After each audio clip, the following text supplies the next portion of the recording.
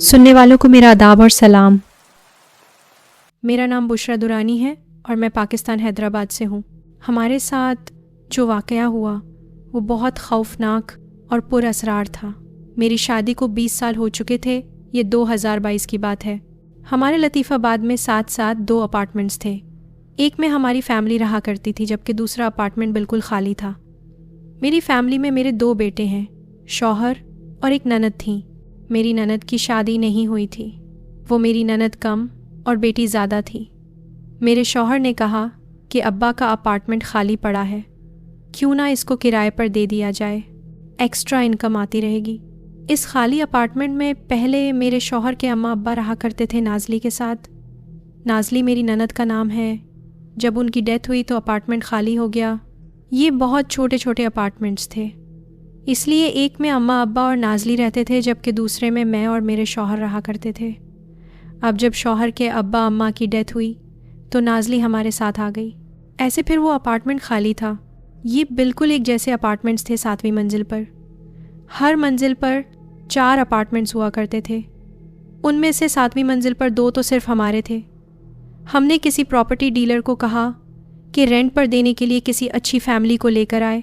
ایک دن ایسا ہوا کہ ایک عورت اس ڈیلر کے ساتھ ہمارے گھر آئی، یہ جس فیملی نے کرائے پر آنا تھا۔ اس فیملی میں ایک 80 سال کی اماں تھی جس کی 5 بیٹیاں تھیں۔ شروع میں تو ڈیلر کے ساتھ صرف اماں فلیٹ دیکھنے آئی اور اس نے فوراً ہی ڈن کر دیا تھا۔ ہمارا فلیٹ ویسے تو صاف تھا مگر پینٹ ہونے والا تھا اور اس میں کوئی مسئلہ نہیں تھا، صرف 2 کمرے، ایک ٹی وی لاؤنج، ایک کچن، اس کے ساتھ ایک ہواداری بنی ہوئی تھی جہاں آس پاس کی سب بلڈنگز کی بیک سائڈ لگتی تھی۔ اماں آئیں، ایک نظر اپارٹمنٹ دیکھا اور فوراً ہی ڈن کر دیا، مگر انہوں نے ایک بات کہی کہ میں کل تک ہر حال میں شفٹنگ کرنا چاہتی ہوں، تو آپ مجھے اس بات کی اجازت دے دیں۔ میرے شوہر نے کہا کہ اتنی جلدی؟ ابھی تو بات نہیں ہوئی، نہ کوئی اگریمنٹ بنا۔ وہ اماں بولی آپ ایڈوانس پکڑ لیں اور اگریمنٹ 2 دن تک بن جائے گا، بس مجھے 1 دن میں شفٹنگ کرنی ہے۔ میری جوان بیٹیاں ہیں، میں بیوہ عورت ہوں، مزید یہ کہ میں آدھی رات کو 1 سے 3 کے بیچ سامان لے کر آؤں گی۔ انہوں نے ہمیں ایڈوانس تک دیا مگر میرے شوہر نے کہا ہم بغیر اگریمنٹ کے ایڈوانس نہیں پکڑ سکتے۔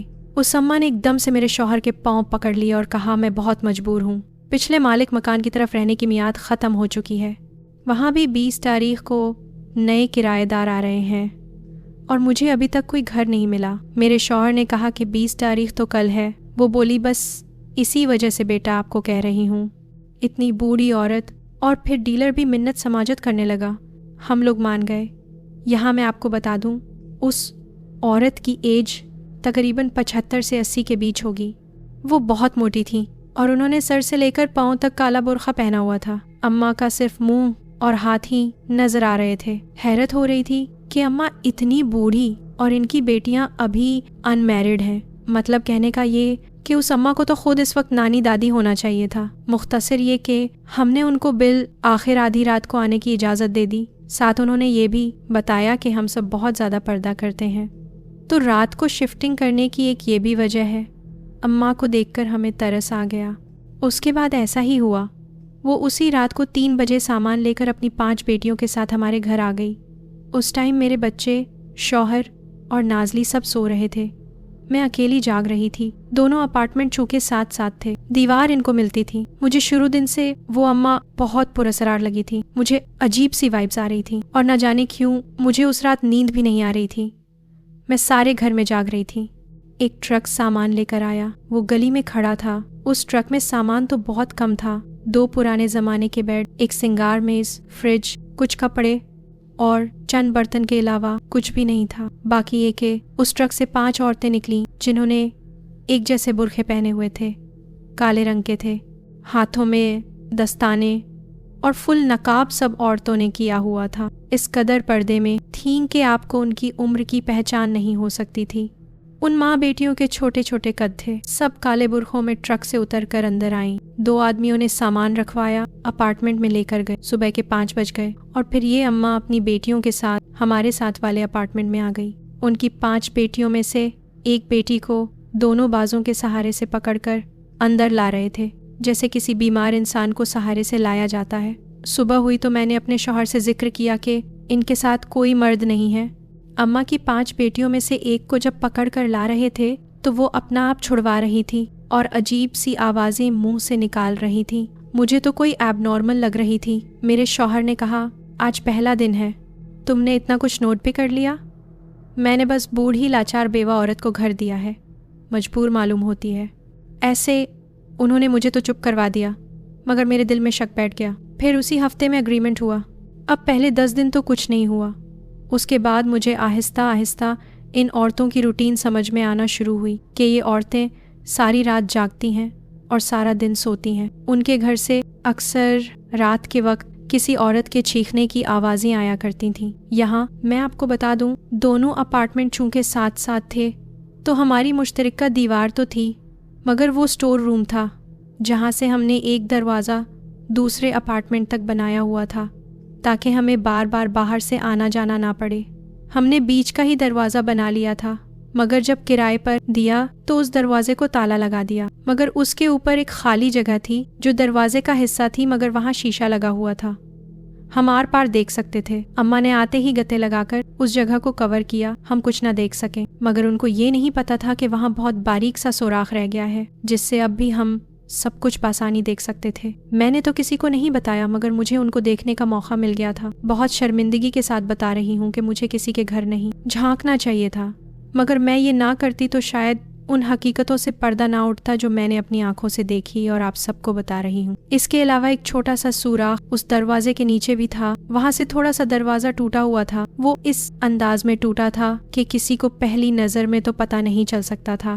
وہاں سے ان کی آوازیں آیا کرتی تھیں۔ 10 دن کے بعد جب آوازیں آنے کا سلسلہ شروع ہوا تو میں نے کسی کو نہیں بتایا۔ دوسرے ہفتے میں نے دیکھا ٹی وی لاؤنج میں اماں اور اس کی ایک بیٹی بیٹھی تھی۔ اماں کسی کرسی پر بیٹھی تھی جبکہ اس کی بیٹی نیچے قالین پر بیٹھی تھی اور اماں اس کو کسی سٹک سے مار رہی تھی۔ بیٹی ایسی تھی جیسے اس کو ہوش نہیں آ رہی، اماں بہت بے رحمی سے اس کو مار رہی تھی۔ یہ اتنا عجیب منظر تھا کہ میں بھی حیران رہ گئی۔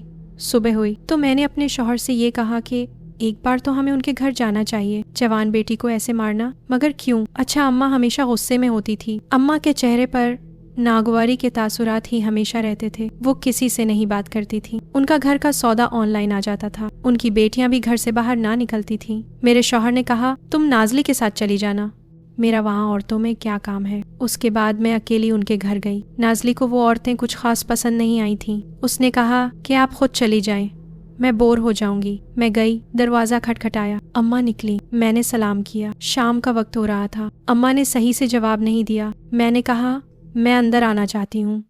اس نے خاموشی سے دروازہ کھول دیا۔ جب میں اندر گئی تو ٹی وی لاؤنج میں اماں کے سوا کوئی نہیں تھا، جبکہ دوسرے کمرے میں اس کی سب بیٹیاں موجود تھیں۔ ان کے گھر میں بہت عجیب سی اسمیل آ رہی تھی، کپڑے، چیزیں اور سامان سب کچھ بکھرا ہوا تھا، کوئی سلیقہ نہیں تھا ان عورتوں میں۔ اماں سے میں نے پوچھا، آپ کہاں سے آئی ہیں اور آپ کے شوہر کہاں ہوتے ہیں؟ اماں بولی، وہ مر گیا ہے، میری یہ 5 بیٹیاں ہیں۔ میں نے پوچھا، آپ کا سورس آف انکم کیا ہے؟ وہ بولی، میں اپنے شوہر کے ساتھ سعودیہ میں ہوتی تھی، وہاں قرآن پڑھاتی تھی، اور جب سے یہاں آئی ہوں تو اب آن لائن قرآن ہی بچوں کو پڑھاتی ہوں۔ اس کے بعد میں نے دیکھا کہ ان کے گھر میں ایک لیپ ٹاپ تھا اور اس کے پاس 7 شیشیاں پڑی ہوئی جن میں مختلف قسم کے آئلز پڑے ہوئے تھے، ناریل کا تیل، سرسوں کا تیل اور ترامیرا کا تیل، ایسے ہی 7 بوتلیں رکھی ہوئی تھیں، گندا فرنیچر، گندے پردے۔ ان کی بیٹی جس کپ میں چائے لائی وہ بھی ٹوٹا ہوا تھا۔ ان کی بیٹیاں کمرے سے باہر نہیں نکلی، صرف ایک آئی، چائے بنا کر دے گئی، انتہائی بدذائقہ۔ اماں کوئی بات نہیں کرتی تھی، میں جو سوال پوچھتی تو جواب مل جاتا تھا، ورنہ ایک دم سے خاموش تھی۔ ان کی بیٹیوں کو میں نے کمرے میں جب دیکھا، دروازہ تو کھلا ہی تھا۔ سب سے بڑی بیٹی 60 سال کی تھی اور سب سے چھوٹی 40 سے 45 سال تک کی ہوں گی۔ مجھے بہت حیرت ہوئی یہ جان کر، اماں کی اتنی بڑی بیٹیاں اور کسی کی بھی شادی ابھی تک نہیں ہوئی تھی۔ اماں سے پوچھا تو کہنے لگی، ہاں رشتے دیکھ رہی ہوں۔ اس کے بعد اس نے کہا کہ مجھے بازار جانا ہے، میری بیٹیاں کسی کے سامنے نہیں جاتی، میں ہی سب کام کرتی ہوں، گھر سے باہر جانے کی ان کو اجازت نہیں۔ ان کے گھر کے ماحول میں بڑی عجیب سی منحوسیت اور ان عورتوں کی آنکھوں میں بہت درد تھا۔ میں نے جب ان کے گھر کو دیکھا تو نوٹس کیا کہ کالے دھاگے پڑے ہوئے تھے، گھر میں کوئی پکانے کا سامان نہیں تھا، کچن میں نہ کوئی راشن تھا، اور فریج میں انہوں نے کپڑے رکھے ہوئے تھے، فریج بند تھا۔ اس کے بعد اماں نے اپنا برقع پہننا شروع کر دیا، میں بھی اٹھ گئی، میں اپنے اپارٹمنٹ میں چلی گئی اور وہ باہر سے لاک لگا کے لفٹ کی طرف چل پڑی۔ اسی رات میں نے پھر چیخیں سنی، इस बार मैंने देखा कि उनकी दोनों बेटियों के हाथ मुड़ रहे हैं। मैं आपको उनकी बेटियों के नाम बता दूं। सबसे बड़ी नजीबा थी, फिर हबीबा, फिर शकीला, फिर कोसर और सबसे छोटी का नाम किरण था। मैंने बड़ी दो बेटियों नजीबा और हबीबा को देखा कि उनका सारा जिस्म अजीब अंदाज में मुड़ रहा है। बाकायदा मुझे उन दोनों की हड्डियों के चटखाने की आवाज़ें आईं। अम्मा उनके पास बैठी कुरान पाक की तिलावत कर रही थी और वो बुरी तरह से चीख रही थी। मुझे कुछ भी तो समझ नहीं आ रहा था। अब उनको आए 1 महीने से ज़्यादा हो चुका था। मैंने इन सब बातों का जिक्र अपने शौहर से किया। उन्होंने कहा, बात तो अजीब है, तुम इन पर नज़र रखो। मुझे भी कुछ पुरअसरार सी मालूम होती हैं। वो इसलिए कि आज मैंने अम्मा को बकरे की 3 सीरियाँ लाते देखा। वो उनको घर लेकर आई थी। मैं उसके पीछे ही था। इनका घर में क्या काम था? हमारी बिल्डिंग में हर फ्लोर के कॉरिडोर में क्लीनर हुआ करता था।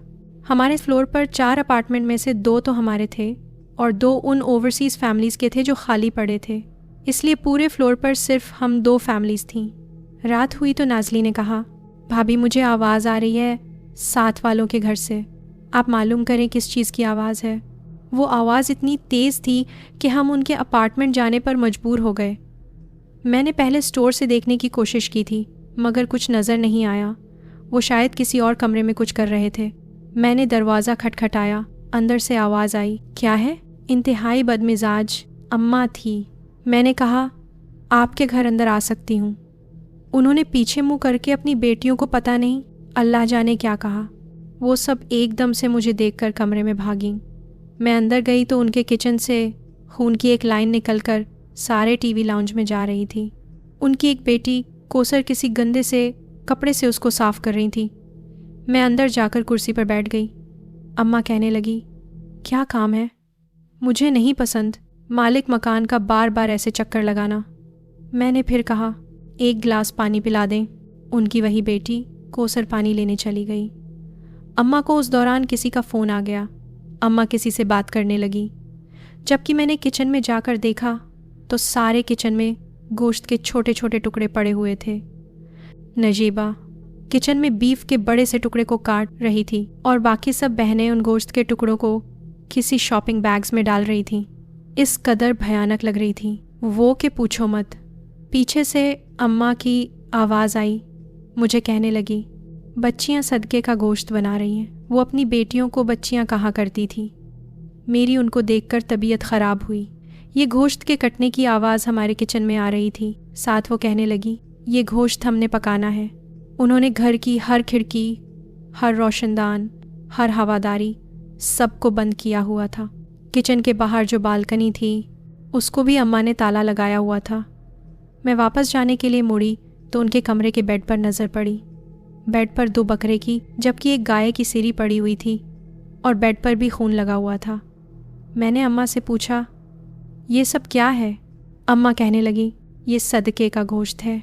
तुम्हें बताया तो है, उसके लिए रखा हुआ है। मैं घर वापस आई नाज़ली और अपने शौहर को सब आंखों देखा बता दिया। हम खामोश हो गए मगर बहुत से सवाल उठने लगे। हमारे फ्लोर पर एक बिल्ली हुआ करती थी। उसने रिसेंटली बच्चों को जन्म दिया था। सुबह सुबह कूड़े वाला आया करता था और हर फ्लोर से कूड़े का शॉपर उठा कर ले जाता था। मेरी आदत थी कि मैं रात को ही कूड़े का शॉपर बाहर कॉरिडोर में रखे कूड़े के ड्रम में रख दिया करती थी। ऐसे ही एक रात मैंने 1 बजे कूड़े का शॉपर कॉरिडोर में रखा तो वहाँ मुझे बिल्ली नज़र आई जो अपने बच्चों को छोड़कर अम्मा के अपार्टमेंट के बाहर आकर बुरी तरह रो रही थी। रोती हुई बिल्ली की आवाज़ कितनी मनहूसियत पैदा करती है। मैं बिल्ली को अम्मा के दरवाजे से उठाऊं तो वो हिले ना। वो बहुत बेचैनी से उस दरवाजे के आगे पीछे चक्कर काट रही थी। उसके बाद मैं अंदर चली गई। सारी रात बेचैन रही। पता नहीं जब से अम्मा उस अपार्टमेंट में आई थी मेरी बहुत बुरी तरह से नींद मुतासिर हुई थी। न जाने किस घड़ी आंख लगी। जब सुबह फजर के लिए उठी तो अम्मा के घर से शोर आ रहा था। ये उसकी सबसे छोटी बेटी किरण का शोर था। मैंने कान लगाकर सुनने की कोशिश की तो पता चला कि वो लड़की ऊंचा ऊंचा रो रही है और अपनी माँ को कह रही है, मेरी बहनें कह रही हैं, जैसे हमारी शादी नहीं हुई ऐसे तेरी शादी भी नहीं होगी।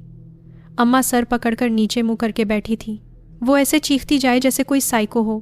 फिर मैंने देखा अम्मा उसके गले में कोई काली सी माला डालती हैं اور وہ بے ہوش ہو جاتی ہیں۔ یہ عورتیں کپڑے دھو کر سارے گھر میں ہی سوکھنے کے لیے ڈال دیا کرتی تھیں۔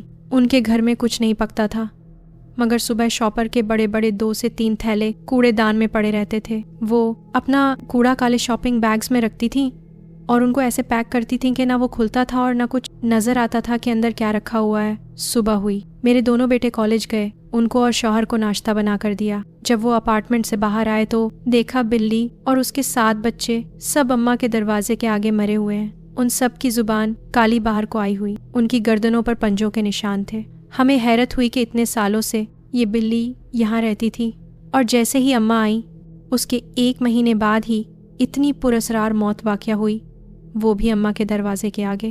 وہ اور اس کے بچے بھی سب مر چکے تھے۔ اتنی گندی اسمیل کوریڈور سے آ رہی تھی۔ کوڑے والے سے ساری صفائی کروائی۔ اب ہمارے گھر بھی عجیب سے معاملات ہونا شروع ہو گئے۔ ہمارے گھر کی چابیاں گم جاتی تھیں اور ہم جس بھی جگہ تالا لگاتے وہ صبح اٹھتے تو کھلا ہوتا تھا۔ ایسا پہلے کبھی بھی نہیں ہوا تھا۔ ایک دن ایسا ہوا کہ ہم لوگ ایک رات اپنے خاندان کی کسی شادی کی تقریب میں گئے۔ وہاں ہمیں کافی دیر ہو گئی۔ گھر واپس آئے تو میرے بیٹے اور شوہر، نازلی، ہم سب لفٹ میں تھے۔ ہمارا فلور آیا، نازلی نے ڈور اوپن کیا اور سب اندر جا رہے تھے۔ میرے شوہر نے کہا کہ میں اپنا موبائل تو نیچے گاڑی میں بھول گیا ہوں۔ میں نے ان سے کہا، آپ بہت تھک چکے ہیں اتنی لمبی ڈرائیو کر کے، آپ مجھے چابی دیں، میں گاڑی سے لے آتی ہوں۔ وہ سب اندر چلے گئے۔ رات کا 1 بج رہا تھا۔ میں نیچے آئی، گاڑی سے موبائل نکال کر واپس بلڈنگ کی طرف آئی تو میرے ساتھ ایک عورت بھی انٹر ہو گئی۔ اس کے بال بہت لمبے تھے اور اس نے سرخ رنگ کی ساڑی پہنی ہوئی تھی۔ وہ بہت سجی ہوئی تھیں، جیسے کسی شادی کی تقریب سے آئی ہوں۔ میں ان کو دیکھ رہی تھی۔ ان کو پہلے تو کبھی اس بلڈنگ میں نہیں دیکھا۔ یہ کون ہو سکتی ہے؟ میں بھی چپ تھی، وہ بھی چپ۔ انہوں نے ہاتھ میں ایک جلتی ہوئی موم بتی پکڑی ہوئی تھی۔ وہ کسی فلور پر نہ اتری۔ جب ہمارا فلور آیا تو وہ بھی میرے ساتھ نکل گئی۔ کوریڈور میں کافی اندھیرا تھا۔ وہ اس فلور پر دائیں جانب چلی گئی، جبکہ میں بائیں جانب کو چلی۔ میں اس کو چھپ کر دیکھ رہی تھی۔ وہ دائیں جانب جا کر مڑ گئی۔ میں دروازہ کھول چکی تھی، مگر اپنے اپارٹمنٹ میں قدم رکھنے سے پہلے مجھے یاد آیا کہ یہ جس طرف کو مڑی ہے وہاں تو کسی کا اپارٹمنٹ ہی نہیں ہے، وہاں تو بس ہوا کے لیے ایک کھڑکی ہے۔ بس 2 سے 3 سیکنڈ کا وقفہ تھا۔ میں جب اس طرف کو بھاگی تو وہاں کچھ بھی نہیں تھا۔ وہ عورت آخر کون تھی جو وہاں گئی؟ اگر وہ وہاں گئی تھی تو کہاں غائب ہوئی؟ میں تو اس کو کانسٹنٹلی دیکھ رہی تھی۔ مجھے وہاں کچھ نظر نہیں آیا، بس ایک پرندہ تھا جو مکمل سرخ رنگ کا تھا، مگر سرخ رنگ کا پرندہ، وہ بھی اتنی رات کو بلڈنگ میں، یہ کیسے ممکن ہے؟ میں نے آیت الکرسی پڑھی اور واپس آ گئی۔ میرے دل کی دھڑکن اتنی تیز تھی کہ بتا نہیں سکتی۔ وہ جمعہ رات تھی، اس رات بارش بھی ہو رہی تھی، عورت وہاں نہیں تھی، مگر سرخ پرندہ تھا جس کے پاس ایک موم بتی پڑی ہوئی تھی، نیچے کو دوسری طرف والی بالکنی میں گری ہوئی تھی۔ اس وقت تک لائٹ بھی آ چکی تھی۔ میں نے آتے ہی اپنے شوہر اور نازلی کو بتایا۔ بیٹے تو اپنے کمرے میں تھے۔ نازلی نے کہا، آپ کو یقین ہے کہ وہ عورت اسی فلور پر آپ کے ساتھ آئی ہے؟ ہم CCTV کیمرہ چیک کرواتے ہیں، مگر کیسے؟ لائٹ ہی نہیں تھی۔ پھر کچھ دن بعد ہم نے نوٹ کرنا شروع کیا کہ نازلی خواب میں ڈرنے لگی ہے۔ وہ اتنے سال سے میرے ساتھ تھی اور آج تک کبھی وہ خواب میں نہیں ڈری تھی۔ وہ ہمیشہ انہی کرایہ دار فیملی کی عورتوں کو خواب میں دیکھتی تھی۔ ایک دن اس نے خواب میں دیکھا کہ وہ عورت ہمارے اپارٹمنٹ کا دروازہ بجا رہی ہیں۔ ہم نے دروازہ کھولا تو اس کے ہاتھ میں بہت بڑا سا برتن تھا جس پر رومال ڈالا ہوا تھا۔ وہ کہتی ہیں کہ یہ میں تمہارے لیے چاول لائی ہوں۔ ہم چاول دیکھتے ہیں تو وہ کالے رنگ کے ہوتے ہیں اور ان میں کیڑے پڑے ہوئے ہیں۔ وہ آدھی رات کو ڈر کے اٹھ گئی۔ اسی طرح ایک دن ایسا ہوا کہ شام کا ٹائم تھا۔ میرا بیٹا اکیڈمی سے گھر آیا۔ جب یہ لفٹ میں تھا تو اس کے ساتھ بھی وہی عورت تھی، سرخ ساڑی والی۔ میرے بیٹے کی لفٹ کے اندر ہی طبیعت خراب ہونے لگی۔ اس کو سانس نہ آئے، مطلب لفٹ کے اندر اس کو گھٹن محسوس ہو رہی تھی۔ وہ عورت پھر ہمارے ہی فلور پر احمد کے ساتھ آ گئی۔ آگے وہ تھی، میرا بیٹا پیچھے تھا۔ اس بار وہ عورت اسی اماں کے اپارٹمنٹ میں چلی گئی۔ وہ باقاعدہ دروازہ کھول کر اندر گئی تھی۔ میرا بیٹا گھر آیا۔ اس نے آتے ہی مجھے بتایا، ماما اتنے مہینوں میں آج پہلی بار میں نے اماں کے گھر کسی عورت کو داخل ہوتے دیکھا ہے۔ میرا شوہر اور میں اس کا منہ دیکھنے لگے۔ نازلی بھی حیران تھی۔ پھر نازلی بولی، وہ 20 منٹ پہلے اماں اپنی 5 بیٹیوں کے ساتھ بلڈنگ سے باہر نکلی ہے۔ میں نے چھپ کے ان کے گھر میں جھانکا تو ٹی وی لاؤنج کی لائٹ آن تھی، مگر گھر میں کوئی بھی نہیں تھا۔ نازلی نے باہر جا کر دیکھا تو ان کے گھر लोहे के गेट को ताला लगा हुआ था। अब ये कैसे मुमकिन था? कोई अंदर दरवाज़ा खोल कर गया मगर बाहर ताला लगा हो। अंदर तो कोई भी मौजूद नहीं था। ये वही सुर्ख साड़ी वाली औरत थी जो मुझे मिली। 1 घंटे बाद वो औरत अपनी सब बेटियों को लेकर वापस आ गई थी। उस रात को नाज़ली को फिर एक बड़ा अजीब ख्वाब आया। उसने देखा अम्मा और उसकी बेटियां दीवार से लटकी हुई हैं, बहुत तकलीफ़ में हैं। उनकी एक बेटी शकीला को एक बहुत बड़ा नाक काट लेता है। ये चीखें मार के उठती हैं। तो पसीने में भीगी हुई थी। उस रात मैं और मेरे शौहर भी जागते रहे। ना जाने क्यों नींद नहीं आ रही थी। मैं तो बार बार उठकर पानी पी रही थी। हम सब सोमो सलात के बहुत पाबंद हैं। मैं तो फजर से पहले ही उठकर वज़ू करके तस्बीहा लेकर बैठ गई थी। सर्दी का मौसम था। मैंने इलेक्ट्रिक हीटर ऑन किया हुआ था। सब अभी अपने कमरों में थे। बाहर हल्की हल्की बूंदाबांदी शुरू हो गई थी। मैंने 5 सूरता पढ़ना शुरू कर दिया। नमाज का वक्त हुआ, सब जाग उठे। उसके बाद मैं किचन में नाश्ते की तैयारी में लग गई थी। नाज़ली मेरी घर के कामों में मदद कर दिया करती थी। उसने सिर्फ इंटर तक पढ़ा था, बाकी वो अपनी कोई ऑनलाइन जॉब किया करती थी। अभी हम नाश्ता कर रहे थे कि हमें अम्मा के अपार्टमेंट से रोने की आवाज़ आना शुरू हुई। आहिस्ता आहिस्ता तेज़ होने लग गई। हम डर गए। मेरे शौहर ने कहा कि पता करो क्या हुआ है। मैं उनके घर जाने से पहले स्टोर में गई और वहाँ जाकर देखा तो अम्मा पास बैठी थी और उसकी बेटियाँ अपना सर पीट रही थीं, मगर सिर्फ 4 बेटियाँ थीं। मैं छुपके से उतरी, बाहर कॉरिडोर में गई, अम्मा का गेट बजाया। पहले तो कोई दरवाज़ा ना खोले। 10 मिनट के बाद दरवाज़ा खोला। अम्मा से पूछा, आपके घर से रोने की आवाज़ आ रही है, खैरियत है? अम्मा बोली, मेरी बड़ी बेटी नजीबा का इंतकाल हो गया है। वो बीमार थी, हम उसको लेकर अपने गांव जा रहे हैं। ये कहते ही उस अम्मा ने दरवाज़ा बंद कर दिया। मुझे उनके रवैये पर बड़ा ताज्जुब हुआ। मैं वापस अपने अपार्टमेंट में आई, नाज़ली और शौहर को बताया। वो भी बहुत हैरान थे। मेरे शौहर को रेडी होते आधा घंटा लग गया। उस सुबह मैं उनको छोड़ने नीचे कार तक जा रही थी। हमारे सामने एक पिकअप पर वही अम्मा अपनी बेटियों के साथ बैठी और चली गई। मेरे शौहर ने नीचे बैठे वॉचमैन से पूछा। वो बोला, अम्मा की बेटी की डेथ हुई है, वो उसको पिकअप में लेकर गए हैं। हम इतना हैरान थे कि एक मैयत को इन औरतों ने अपार्टमेंट से कैसे निकाला, लिफ्ट में कैसे लेकर गईं, पिकअप में कैसे रखा। ये पागल औरतें हैं या क्या बात है? ना किसी को इत्तला दी। ये इतना शॉकिंग लम्हा था हमारे लिए। वो कहाँ की थीं, कहाँ मैयत को लेकर गईं, उनका क्या बैकग्राउंड था, कुछ नहीं पता था। मेरे शौहर काम पर चले गए। अब मुझे उनके अपार्टमेंट के आगे से गुजरते हुए भी डर लग रहा था। अंदर आई तो नाज़ली बोली, मुझे अभी कोई बहुत भारी भरकम चीज़ के गिरने की इनके घर से आवाज़ आई है। मैंने झांका तो कुछ भी नहीं था। बच्चे भी कॉलेज जा चुके थे। उनसे हम साथ वाले किराएदारों की कोई बात नहीं करते थे कि वो डर ना जाएं। शाम हुई तो मैंने देखा कि अम्मा अपनी 4 बेटियों के साथ वापस घर आ गई। वो खुद ही दरवाज़ा खोलती, सबसे आगे अम्मा होती और उसके पीछे एक सीधी लाइन में सब बेटियां होती थीं। ना वो दाईं देखती ना बाईं देखती। जहाँ माँ कहती वहाँ रुक जाती।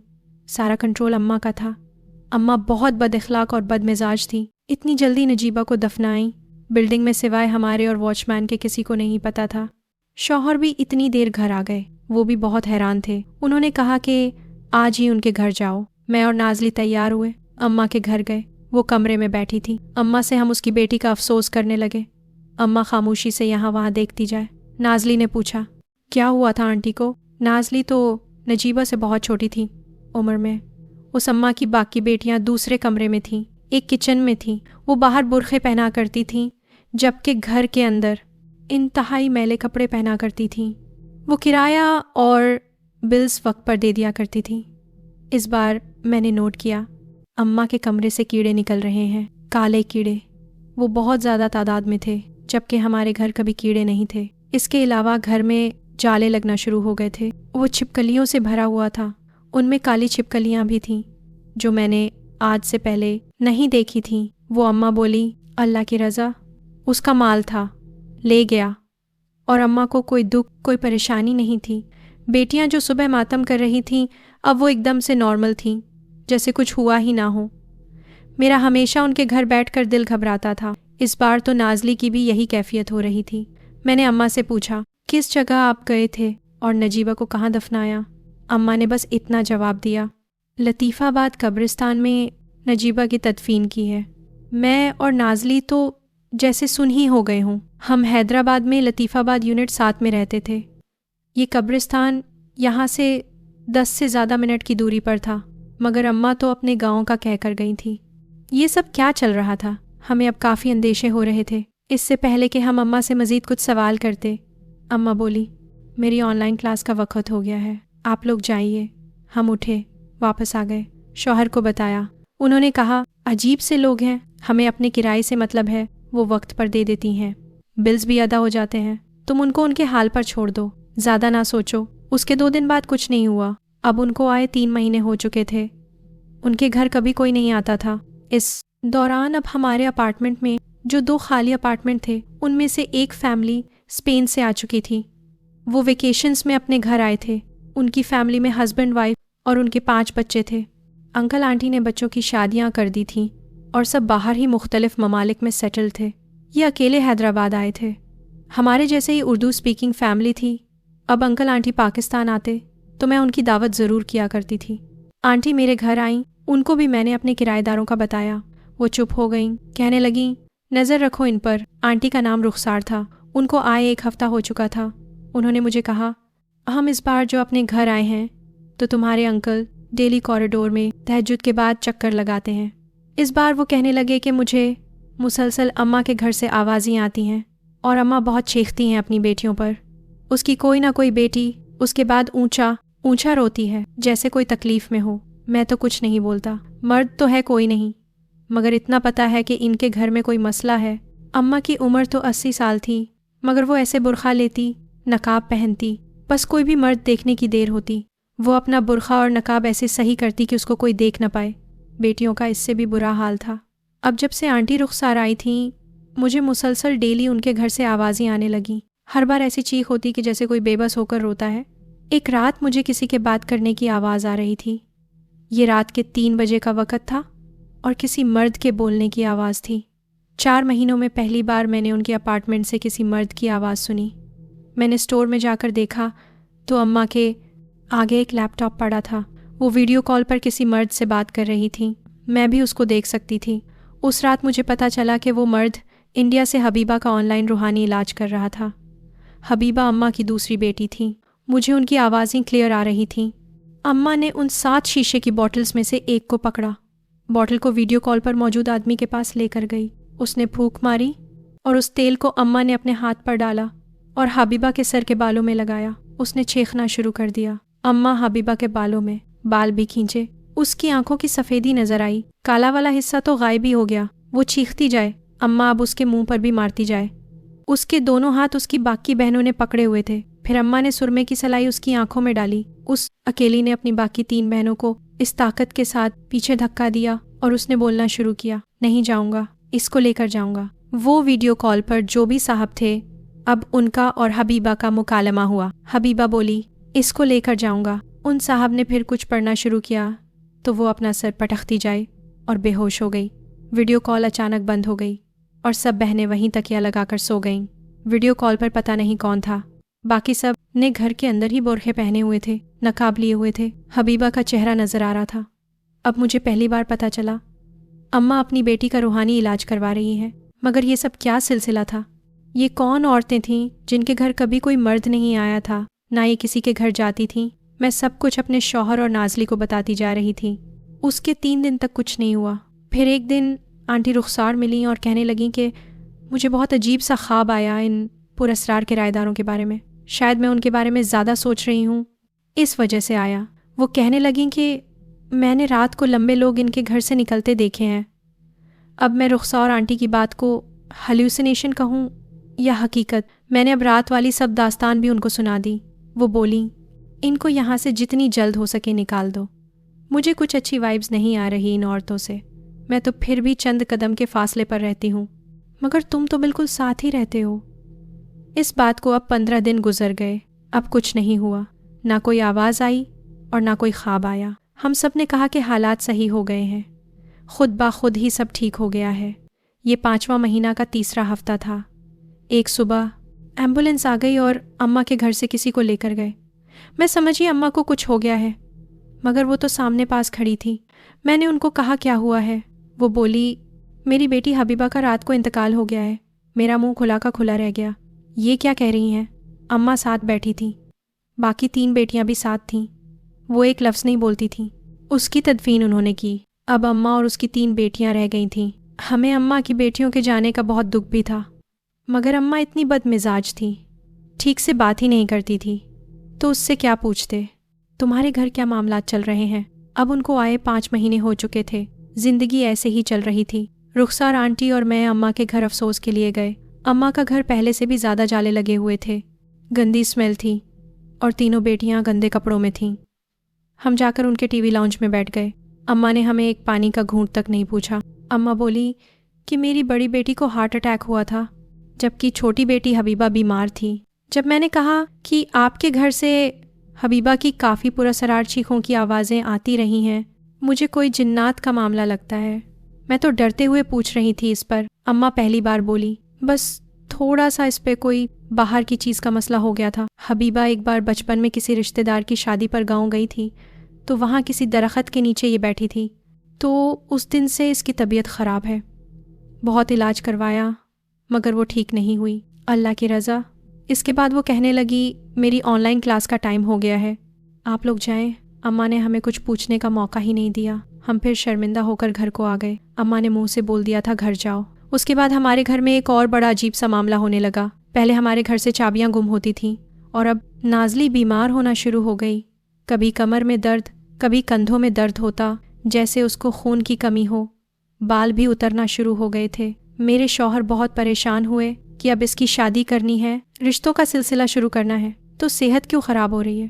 ہم نے لیاقت نیشنل ہاسپٹل سے اس کے سارے ٹیسٹ کروائے، مگر سب کچھ کلیئر تھا۔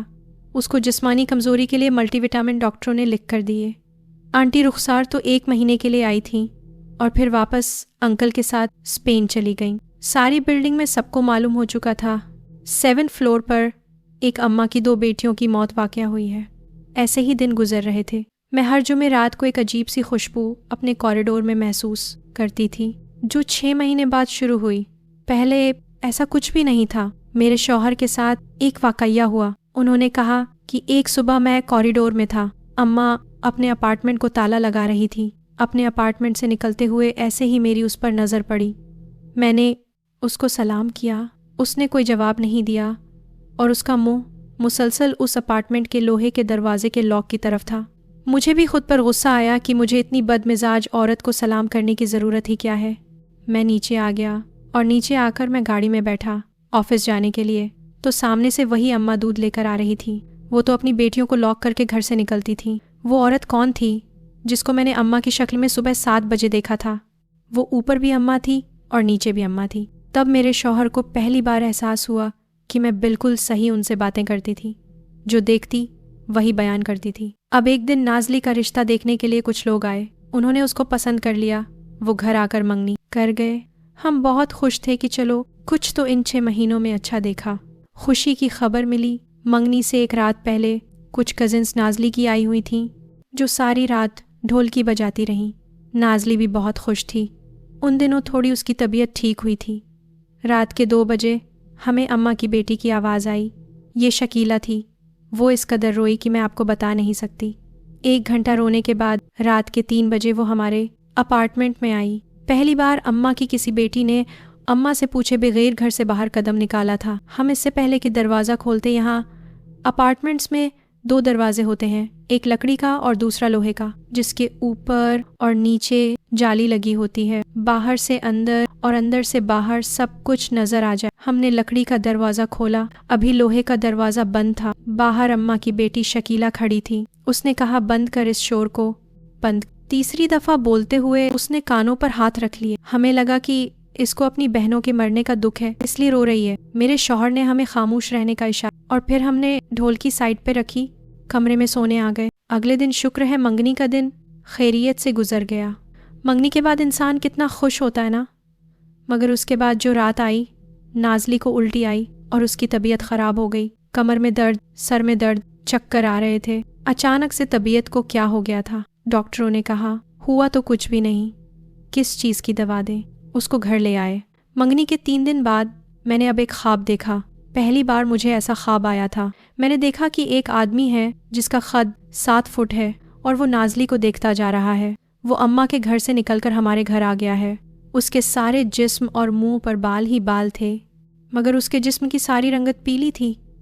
फिर हम आयतुल कुर्सी पढ़ते हैं तो वो भाग जाता है। अब 7वां महीना था उस अम्मा को आए। पहली बार अम्मा की एक बेटी को हमने अम्मा के साथ जाते देखा। वो पहली बार अपार्टमेंट से अपनी माँ के साथ निकल रही थी।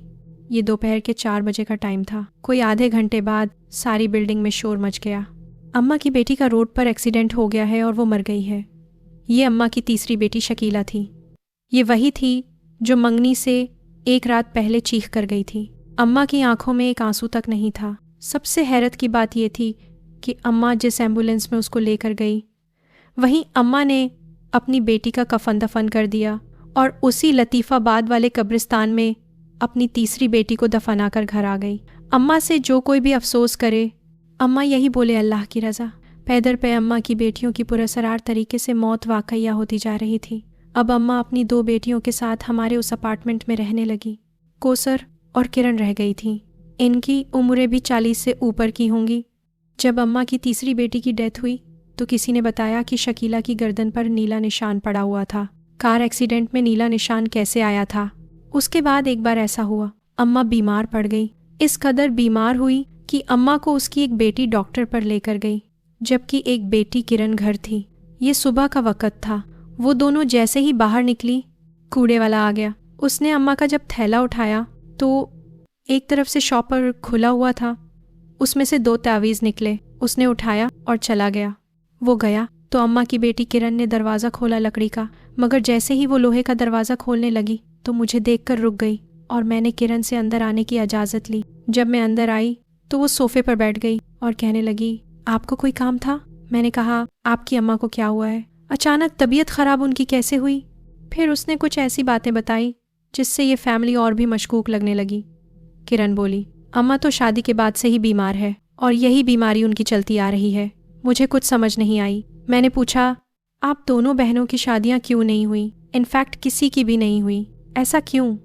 वो कहने लगी, किस्मत की बात है। उस घर में मुझे न जाने क्यों डर महसूस हुआ। किरण के चेहरे पर किसी किस्म के कोई तासुरात नहीं थे। वो बोली, आप चली जाएं। मैं फ़ौरन उठ गई। अम्मा आ गई तो मुश्किल हो जाएगी। मैंने कहा, वो तो इतनी बीमार थी कि मुझे नहीं लगता कि वो आज घर आएंगी। डॉक्टर उनको एडमिट कर लेंगे। किरण बोली, आप मेरी अम्मा को नहीं जानती। वो जितना भी बीमार हों, हॉस्पिटल किया कहीं भी नहीं रहती। वो हमें एक पल के लिए भी अकेला नहीं छोड़ती। वो आने वाली हैं। अगर उन्होंने मुझे किसी से बात करते देख लिया तो? वो कहते हुए रुक गई। उसकी सब बातें मेरे सर से गुजर रही थीं। मैं जैसे ही अपने अपार्टमेंट में एंटर हुई तो वो फ़ौरन आ गई। अम्मा अब अपनी बेटियों के पास थी। मैंने फ़ौरन स्टोर से उनको देखा। अम्मा ने आते ही किरण को डांटा और कहा, दरवाज़ा क्यों खुला है? अम्मा अंदर आई तो उनके घर से फिर एक मर्द की आवाज़ सुनी। इस बार अम्मा स्पीकर पर किसी मर्द का फ़ोन सुन रही थी। वो आदमी कह रहा था, आप आज ही अपनी दोनों बेटियों को मज़ार पर ले आएं। अम्मा मज़ार का नाम ले रही थी तो मुझे पता चला कि ये मियाँ ग़ुलाम शाह कलाहूड़ो का कोई मज़ार है जो यहाँ से 30 से 40 मिनट की ड्राइव पर था। वो आदमी कह रहा था, अम्मा पानी सर से गुज़र रहा है। तुम्हारी 3 साहबजादियों को तो जिन्नात ने मार दिया है। अब भी जल्दी ना आई तो इनकी जान को भी ख़तरा है। अम्मा ने कहा, आज मेरी हालत नहीं सही, मैं कल असर के बाद आ जाऊंगी। मैंने सब अल्लाह पर छोड़ दिया है। अगले दिन अम्मा अपनी दोनों बेटियों कोसर और किरण के साथ मज़ार पर चली गई और फिर 3 दिन अम्मा घर नहीं आई। उन 3 दिनों तक घर से अजीब सी स्मेल आती रही, जैसे इंसान का गंदा फुजला सूख जाए। उन औरतों को मैंने नमाज़ पढ़ते कभी नहीं देखा। यकीनन पढ़ती होंगी, मगर मुझे नहीं इल्म और नमाज़ पढ़ने वाले जिस्म, घर और कपड़ों को साफ़ ना रखें तो ये बात भी बहुत अजीब लगती है। नाज़ली की तबीयत इन 3 दिनों बहुत बिगड़ गई। हम फिर इसे किसी आलिम के पास ले गए। वो लतीफ़ाबाद की ही मस्जिद थी। उन्होंने बस ये कहा, नाज़ली पर कुछ असरात खुद ही आ गए हैं तो मैं इस पर दम कर देता हूँ। हमें काफ़ी हद तक अंदाज़ा हो चुका था कि किसी डॉक्टर की समझ नहीं आ रही तो ये मामला दूसरी तरफ ही जा रहा है। जब से किराएदार आए थे तभी नाज़ली की तबीयत ख़राब होना शुरू हुई थी। अगले दिन जुमेरात थी। जैसे मैंने पहले भी कहा कि सारे कॉरिडोर से अजीब सी खुशबू आती थी। सिर्फ 5 से 7 मिनट तक होती, उसके बाद नहीं होती थी। वैसे कॉरिडोर में अम्मा के घर और कूड़े से बहुत गंदी स्मेल आती। कूड़े से तो स्मेल ही आती है, मगर ये बहुत ज़्यादा गंदी और अजीब सी स्मेल होती थी। بس ایک جمعرات کے مخصوص وقت ہی وہ خوشبو ہوتی۔ 3 دن کے بعد رات کے 1 بجے میں نے اماں کو دیکھا، وہ اپنی دونوں بیٹیوں کے ساتھ اپارٹمنٹ میں آ رہی تھی۔ بلڈنگ کا دروازہ 11 بجے بند ہو جاتا تھا، مگر کسی کو کوئی ضروری کام ہوتا تو واچ مین کھول دیا کرتا تھا۔ اماں اس رات گھر آئی تو اگلے 3 دن تک کہیں گھر سے باہر نہیں نکلی تھی۔ یہ مزار سے واپس آئی تھی۔ ان کے گھر میں جب بھی میں گئی وہ ڈرائی چیزیں کھاتی تھی، گھر میں کھانا نہیں پکاتی تھی۔ چپس، بسکٹس، نمکو کے پیکٹس بھی کوڑے کے ڈبے سے ملتے تھے۔ 3 دن کے بعد اماں گھر سے باہر نکلی۔ اب اماں نے ہر رات اپنے گھر کے اندر دیے جلانا شروع کر دیے۔ میرا تو اب معمول بن چکا تھا کہ میں ہر دوسرے دن اماں کے گھر میں جھانکتی تھی۔ اماں کو اب 9 مہینے ہو گئے۔ اماں نے اگر بتیاں بھی جلانا شروع کر دی، سچ کہوں تو ہم اب اماں سے تنگ آ چکے تھے۔ میں نے اپنے شوہر سے کہا کہ ان کے ساتھ اب اگلے ایگریمنٹ نہیں کرنا، ان کو یہاں سے نکالو۔ ہمارے گھر میں اللہ اللہ کر کے نازلی کی طبیعت ٹھیک ہوئی، مگر ایک بری خبر ملی۔ نازلی کے سسرال والوں نے بنا کسی وجہ کے منگنی توڑ دی۔ بعد میں پتہ چلا جب ہم لطیف آباد کی مسجد میں نازلی کو لے کر گئے تو وہاں کوئی صاحب آئے ہوئے تھے جو نازلی کی ساس کے محلے میں رہتے تھے۔ وہ ان کو اور ہمیں جانتے تھے۔ وہ کسی روحانی علاج کے لیے عالم صاحب کے پاس تشریف لائے، مگر انہوں نے کیا پھونکا نازلی کی ساس کے کان میں کہ وہ رشتہ ختم کر گئے اور منگنی کی انگوٹھی واپس کر گئے۔ اب اماں کی ایک بار پھر سے طبیعت اتنی خراب ہو گئی کہ وہ ہاسپٹل ایڈمٹ ہو گئی۔ اماں کے بچنے کی کوئی امید نہیں تھی۔ اماں کا رنگ پیلا اور نیلا۔ اماں ہاسپٹل میں ایڈمٹ تھی، اس کا ہمیں بھی نہیں پتہ تھا۔ اماں کو ہماری بلڈنگ کا کوڑا اٹھانے والے نے دیکھا۔ اس کا بھائی جس ہاسپٹل میں کام کرتا تھا وہی اماں ایڈمٹ تھی۔ اس کا بھائی بھی وہاں سویپر تھا۔ اماں اتنی شدید بیمار، اس کے ساتھ کوئی بیٹی نہیں تھی۔ وہ بیٹیوں کو اپارٹمنٹ میں بند کر کے گئی تھی۔ اماں کے ساتھ ایک عورت وارڈ میں بیٹھی تھی، وہ میڈ لگ رہی تھی۔ پہلی بار اماں کے ساتھ یہ عورت دیکھی۔ ہماری بلڈنگ کا سویپر عدنان، اس کی بھابھی بھی وارڈ میں کلیننگ کا کام کرتی تھی۔ اس نے اماں کی میڈ سے ہمارے کہنے پر سلام دعا شروع کی۔ ہم اماں کی زندگی اور حالات کے بارے میں جاننا چاہتے تھے کہ یہ کون لوگ ہیں، یہ سب کیا چکر ہے۔ اماں کے ساتھ آئی عورت بھی اماں جیسی پراسرار نکلی۔ وہ بھی کسی سے بات نہیں کرتی تھی۔ اس نے عدنان کی بھابھی کو تو کچھ نہیں بتایا، مگر ایک دن شام کو اس نے اماں کی میڈ کو ہاسپٹل میں کسی سے فون پر بات کرتے ہوئے سنا۔ یہ میڈ کسی کو اماں کی کہانی بتا رہی تھی۔ اس نے بولا، ڈاکٹرز کو تو پتہ ہی نہیں، اماں نے اب زندہ نہیں رہنا، نہ اماں کی بیٹیاں بچیں گی، ان کا علاج کسی کے پاس نہیں ہے، ان کے ساتھ کوئی مرد نہیں رہ سکتا۔ میں بھی کل صبح تک اماں کو گھر چھوڑ کر کراچی نکل جاؤں گی۔ اس فون پر ہمیں اور بھی زیادہ تجسس ہو گیا کہ یہ سب کیا معاملہ ہے۔ صبح ہوئی، وہ میڈ جا چکی تھی۔ اماں اکیلی اپارٹمنٹ میں آئی، اور اس بار اماں جب اندر گئی تو پورا ہفتہ باہر نہیں نکلی، اور ہمیں خبر ملی اماں کی بھی موت واقع ہو گئی ہے۔ پوری بلڈنگ میں یہ بات پھیل گئی۔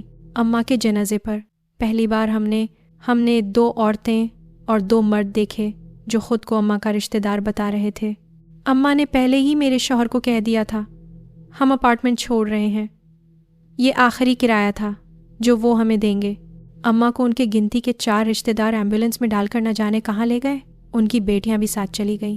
اماں کے مرنے کے بعد اماں کی بیٹیاں 1 ہفتے بعد اپارٹمنٹ آئیں اور اپنا کچھ سامان لے کر چلی گئیں۔ اس کے بعد ایک آدمی اور ایک عورت ہمارے گھر 2 دن کے بعد آئے اور باقی کا سارا سامان اٹھایا اور ہمیں چابیاں دے دی۔ ان دونوں نے کہا بلز ہم کلیئر کر دیں گے۔ میرے شوہر نے پوچھا آپ کی کیا لگتی تھی مرحومہ؟ انہوں نے کہا یہ میری بڑی بہن تھی۔ انکل کچھ دیر کے لیے بلڈنگ سے باہر چلے گئے، وہ اپنی بیگم کو کوریڈور میں چھوڑ کر گئے۔ اب میں نے ان خاتون سے پوچھا آپ ان کی بھابھی ہیں تو یہ کیا ہوا تھا ان کو؟ ان کی کسی بھی بیٹی کی شادی نہیں ہوئی، 3 کا انتقال ہو گیا، یہ سب کیا ماجرا ہے؟ اب اماں کی بھابھی نے بتایا کہ اماں بہت زیادہ مصیبت زدہ عورت تھیں جب سے ان کی شادی ہوئی۔ ان پر جوانی سے ہی کالا علم کسی نے ایسا گندا کروایا کہ آج تک اس کی کاٹ نہیں ہو سکی، اور یہ ان کی نسل تک منتقل ہوا۔ ان کی سب بیٹیوں کی زندگی برباد ہو گئی۔ اماں بیوہ نہیں تھی، بلکہ شادی کے بعد ان پر جادو سے گندی مخلوقات کو بھیج دیا گیا۔ ان پر ایسا کالا جادو ہوا کہ ان کو دورے پڑتے، ان کی شادی شدہ زندگی بھی برباد ہوتی چلی گئی۔ جس نے بھی کروایا تھا ان کا مقصد ان کی تباہی، ان کی اولاد کی تباہی اور ان کی طلاق کروانا تھی، اور ایسا ہی ہوا۔ اماں کی اپنے شوہر سے بہت جھگڑے اسی کالے جادو کی وجہ سے ہوتے چلے گئے۔ اسی دوران اماں کے شوہر نے بہت علاج بھی کروایا، مگر یہ ٹھیک ہی نہیں ہوتی تھیں۔ ان کے شوہر مسلسل بیٹیوں کی پیدائش سے بھی تنگ آ چکے تھے، ان کو بیٹا بھی چاہیے تھا۔ 5 بیٹیوں کے بعد انہوں نے ان کو طلاق دے کر ہمیشہ کے لیے پاکستان بھیج دیا۔ یہ اس وقت سے اپنی بیٹیوں کو اکیلا ہی پال رہی تھیں، مگر ان کی زندگی بہت آزمائشوں سے گزری۔ اس کالے جادو کا کوئی توڑ نہیں کر سکا، یا ان کو کوئی صاحب علم آدمی نہ مل سکا، یا کیا بات تھی، یہ تو اللہ ہی بہتر جانتا ہے۔ بہت مشکل سے لوگوں کے کپڑے سی کر اماں نے بیٹیوں کو پالا۔ ان کو اسکول ہی نہیں بھیجا۔ ان کے پاس نہ پیسے تھے، نہ رہنے کو ٹھکانہ تھا۔ سب سے بڑی بات کہ جادو سے جن مخلوقات اور جنات کو انہوں نے اماں کے پیچھے لگایا، وہ حمل کے دوران ہر ایک بیٹی کے اوپر بھی مسلط ہوتے رہے۔ ہر بیٹی کے ساتھ جنات رہتے ہیں جو ان کے معاملات خراب کرتے ہیں۔ ان کو اور اماں کو کسی سے ملنے جلنے نہیں دیتے تھے۔ اماں کی ہر بیٹی کے رشتے میں رکاوٹ تھی۔ ان جنات نے کسی کی بھی شادی نہیں ہونے دی۔ اماں نے کراچی اور حیدرآباد کا کوئی روحانی علاج کرنے والا نہیں چھوڑا۔ نہ اماں ٹھیک ہوئی، نہ اس کی بیٹیوں کو سکون ملا۔ ان کے ساتھ ہی رہتے ہیں۔ اماں کو کینسر تھا، اس کی جتنی بھی بیٹیاں مری وہ بھی کسی نہ کسی بیماری سے مری۔ یہ اتنا جنات سے عاجز آ چکی تھیں کہ انہوں نے خود کو قید کر لیا۔ میں نے جب یہ باتیں سنی تو میرے اوزان خطا ہو گئے۔ مجھے شدید شوق لگا اور بہت تکلیف ہوئی یہ سب سن کر۔ پھر وہ بولی، ان کو خاندان میں سے بھی کوئی نہیں ملتا۔ سب کو پتہ ہے یہ جادو اور جنات سے متاثر عورتیں ہیں، ان کے ساتھ جو بھی رہتا ہے جنات ان کا کام خراب کرنا شروع کر دیتے ہیں۔ یہی وجہ ہے کہ یہ کسی بھی گھر میں 1 سال سے زیادہ نہیں رہی۔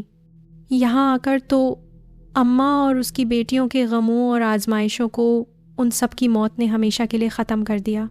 ان پر جو کالا جادو ہوا ہے اس کا مقصد ہی ان کی موت ہے۔ اماں پچھلے 62 سال سے اس کالے جادو سے لڑتی آئی، آخر کار اللہ کو پیاری ہو گئی ہے۔ اماں کی جن بھی بیٹیوں کی موت ہوئی اس میں خاندان والے نہیں شامل تھے۔ اماں نے کسی کو نہیں بتایا۔ اکیلی مسجد میں جا کر ان کی آخری رسومات ادا کر کے گھر واپس آتی گئی۔ میں نے پوچھا، اب یہ کوثر اور کرن کہاں جائیں گی؟ آپ کے ساتھ؟ وہ بولی، اللہ نہ کرے، میں کیوں ان کو اپنے ساتھ رکھوں؟ اللہ ان کے حال پر رحم کرے۔ ہم نے ایک کمرہ کرائے پر ان کو لے کر دیا ہے۔ اب میرا شوہر ان کی کفالت کرے گا۔ یہ کہنا تھا کہ ان کے شوہر آ گئے اور وہ ایک دم خاموش ہو گئیں۔ جب وہ وہاں سے گئے تو ہم گھر والے جیسے صدمے میں آ گئے تھے۔ ہمارا اپارٹمنٹ اس بار خالی نہیں ہوا تھا، بلکہ ایسا لگ رہا تھا جیسے لوگوں کا ہجوم تھا جو یہاں سے نکلا ہے۔ ہم اندر گئے، ہمارا اپارٹمنٹ اب بالکل خالی تھا۔ ان پر اسرار عورتوں کے جانے کے بعد ہم نے اپارٹمنٹ کھولا تو گندگی اسمیل تو تھی ہی، مگر اس کے ساتھ ہر دیوار پر عجیب سے نشان بنے ہوئے تھے۔ جگہ جگہ کیل ٹھوکے ہوئے تھے، جالے لگے ہوئے تھے، کالے دھاگوں کی گانٹھیں الماریوں اور کچن کے کیبنٹس میں ملی تھیں۔ باتھ روم میں خون آلود پیڈز ملے۔ ہم نے پھر سارے اپارٹمنٹ کی صفائی کروائی، اس کو پینٹ کروایا، پھر باہر دروازے پر ایک نوٹ لگا دیا، اپارٹمنٹ کرائے کے لیے خالی ہے۔ نازلی کے لیے ہم بہت پریشان تھے۔ میرے شوہر نے کراچی کی جامع مسجد سے اسپیشل کسی امام کو بلایا اور پہلے اپنے اپارٹمنٹ کا حصار کروایا، اس کے بعد نازلی پر دمم کروایا۔ انہوں نے زیادہ کچھ نہیں بتایا، بس اتنا کہا تھا۔ نازلی کو گندے جنات کی بری نظر لگی تھی۔ نازلی بہت خوبصورت ہے۔ اس کے بعد انہوں نے کہا، اب اس پر یا آپ کے اپارٹمنٹ میں کچھ نہیں ہے، جو غلیظ چیزیں تھیں وہ سب جا چکی ہیں۔ 1 مہینے کے بعد ہمارے نئے کرایہ دار آ گئے، جن میں انکل، آنٹی، ان کا ایک بیٹا، بہو اور اس کے 2 بچے تھے۔ اس واقعہ یہ کہ 2 سال بعد نازلی کی نسبت ایک جگہ طے ہو گئی۔ یہ اسپین والی آنٹی کے کوئی فیملی فرینڈ تھے۔ ہم نے اس بار منگنی کا چکر ہی نہیں رکھا، ڈائریکٹ نکاح کروایا۔ وہ اپنے گھر کی ہو گئی۔ میرے گھر میں دوبارہ کوئی مسئلہ نہیں ہوا، اب چابیاں بھی نہیں گمتی تھیں، سب کچھ ٹھیک ہو گیا۔ نئے کرایہ دار بھی بہت اچھے تھے، ان کو بھی کبھی کوئی مسئلہ نہیں ہوا وہ اب بھی ہمارے کرایہ دار ہیں۔ اس واقعے کے 4 مہینے بعد ہمیں ایک بہت بری خبر ملی۔ قاسم آباد میں 2 سگی بہنوں نے کمرے میں خودکشی کر لی۔ وہ مردہ حالت میں پائی گئیں۔ رینٹ پر ایک کمرے میں رہ رہی تھیں۔ یہ وہی 2 سگی بہنیں تھیں۔ اماں کی آخری والی 2 بیٹیاں کرن اور کوثر۔ ہم تو وہاں نہیں گئے، مگر سویپر عدنان کی بھابھی نے اپنی آنکھوں سے ان دونوں بہنوں کو دیکھا۔ اس بار بھی ان کی طرف سے کوئی ان کی آخری رسومات ادا کرنے نہیں آیا۔ چھپا ویلفیئر سوسائٹی والوں نے ان لاشوں کو لاوارث سمجھ کر تدفین کر دی۔ وہاں عدنان کی بھابھی گئی ہوئی تھی، جس نے بعد میں ہمیں بتایا کہ اس وقت ان کے پرانے مالک مکان بھی آئے ہوئے تھے اور اماں ہم سے پہلے ان کے کرایہ دار تھی۔ ان کی عورت نے کچھ عورتوں کو بتایا کہ یہ انتہائی غمزدہ فیملی تھی، جن پر کالے جادو کے ایسے معاملے تھے کہ کوئی بھی ان کا توڑ نہیں کر سکا۔ اماں اور اس کی بیٹیوں نے دکھوں اور انتہائی مشکلات میں اپنی زندگیاں گزاری تھیں۔ ہم تو جادو سے دور بھاگتے ہیں، اسی لیے ان کو گھر چھوڑنے کا نوٹس دے دیا تھا۔ یہ سب عورتیں قابل رحم عورتیں تھیں۔ سننے میں یہ بھی آیا کہ ان کے باپ نے ان کی ماں کو جب طلاق دی تو کسی بیٹی کی کفالت نہیں کی۔ اس نے دوسری شادی کر کے اپنا گھر بسا لیا، کبھی پیچھے نہیں دیکھا۔ لطیف آباد قبرستان میں ایک انتہائی بوڑھا آدمی آتا ہے شام کے وقت ہر جمعے کو، اور وہ اسی اماں کی قبر پر بیٹھ کر بہت روتا ہے اور معافی مانگتا ہے۔ وہ بہت صاحب حیثیت آدمی ہے۔ اماں کی باقی بیٹیوں کی قبریں کہاں ہیں اس کا نہیں پتہ، مگر وہ اسی قبرستان میں مدفون ہے۔ اماں کی زندگی کا ایک چھوٹا سا یہ واقعہ تھا جو ہمارے سامنے ہوا۔ اب اس اماں کی ذاتی زندگی میں کالا جادو کیسے ہوا، کس نے کیا، کہاں سے علاج ہوا یا نہیں ہوا، یا کیا سلسلے تھے، یہ تو سب سے بہترین اماں ہی بتا سکتی تھی اگر وہ زندہ ہوتی۔ ہمیں ان کی زبانی بہت کچھ معلوم ہو سکتا تھا، اور آج کی یہ کہانی بہت لمبی بن جاتی۔ یہ میری ایک سچی کہانی تھی۔ میرے اس واقعے کو جو بھی سن رہا ہے، میری ان سب سے ریکویسٹ ہے کہ وہ ایک بار اس اماں، اس کی بیٹیوں اور سب مسلمان مرحومین کے لیے مغفرت کی دعا ضرور کر دیں۔ آپ کو کہانی بھیجتے ہوئے میری آنکھیں ہی نہیں، میرا دل بھی رو رہا ہے، کیونکہ میں اس واقعہ کی چشم دید گواہ ہوں۔ میں اس اماں کی مالک مکان تھی۔ سب سننے والوں کے لیے بہت سی دعائیں۔ اللہ حافظ۔ بشرا درانی فرام لطیف آباد۔